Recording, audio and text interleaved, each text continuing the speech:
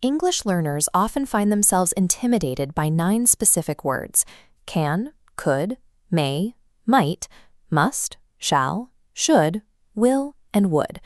Selecting the wrong word here can turn a polite request into a hostile demand, or a confident statement into an unsure guess. These words don't just communicate facts, they communicate your relationship to the listener. There are 3 structural rules.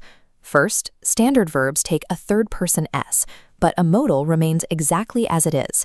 Second, form questions without helper words like do. The subject and modal simply swap places. Third, the word to is completely removed. Mastering these 3 boundaries ensures your sentences are grammatically sound, creating the foundation needed to use these words for their real purpose, navigating social nuance. We use can, could, and may to communicate about ability and permission. To express an ability in the present, we use can, as in, I can speak Spanish. To describe an ability that existed in the past, we use could, as in, I could run faster when I was younger. When the topic shifts to permission, the choice of word depends on the level of formality. May serves as the formal alternative to can. Imagine these 2 scenarios. Which do you use to ask your boss for a day off, and which to ask a friend for pizza? In the office, may acknowledges the professional hierarchy. With a friend, can reflects a casual, equal relationship. Choosing between these words requires you to measure the social distance and authority between you and the person you're speaking to. Another group of these verbs allows us to make deductions. We use them when we're guessing if something is true based on incomplete facts. When a guess sits at the 50% mark, we use might, may, or could. These words signal something is possible, but not certain. If you gather more evidence and your confidence rises to 90%, you escalate to must.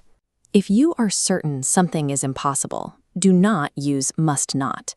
English speakers use can't instead, as in, that can't be true. Let's try it.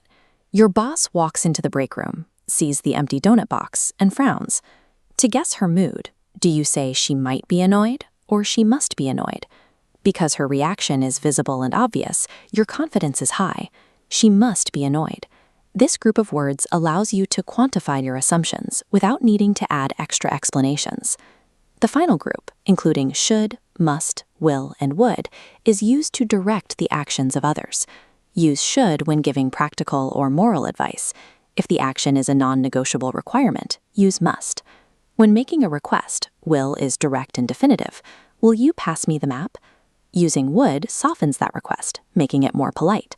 However, these words have a significant limitation. Because they cannot change form, they are locked in the present tense. Multi-word substitutes like have to or be able to are necessary when you slide across the timeline into the past or future. Knowing when to use these substitutes ensures you can maintain your exact meaning, even when you aren't talking about the present moment. These 9 words are often confusing because they ignore standard grammar. But once the structural rules become automatic, you can focus on how they actually function in real conversation. Mastering these words provides a layer of precision for controlling your tone and intent that standard verbs cannot provide. Share your quiz scores in the comments and follow the link in the description to download our free Modal Verbs cheat sheet.